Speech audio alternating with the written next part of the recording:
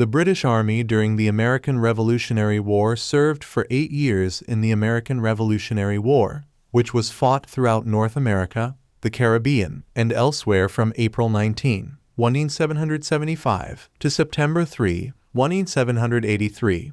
The war formally commenced at the battles of Lexington and Concord in present-day Massachusetts.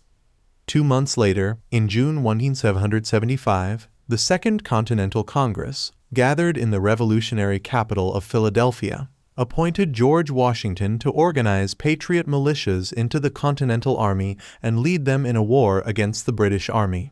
The following year, in July 1776, the Second Continental Congress, representing the 13 colonies, declared themselves free and independent from colonial governance. The war was indecisive for several years, but on October 19, 1781, the British Army's defeat at the Siege of Yorktown led the British to conclude that the war was unwinnable, forcing them to forfeit the 13 colonies in eastern North America in the Treaty of Paris, which they signed in 1783, though sporadic fighting continued for several additional years.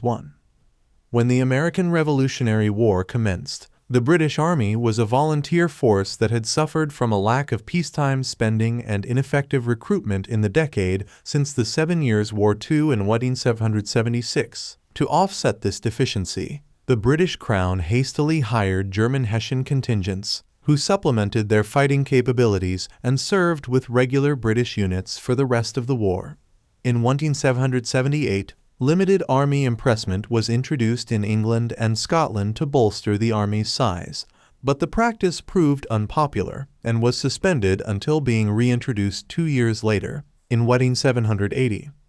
The attrition of constant fighting won the decision by the Kingdom of France to ultimately lend considerable military support to the cause of American independence, and the withdrawal of a sizable number of British forces from North America in 1778 were all factors in the British Army's ultimate defeat at Yorktown in 1781. The British Army, then led by Cornwallis, was forced to surrender, contributing to the Whigs gaining control of a parliamentary majority, which brought offensive British military operations in North America to an end.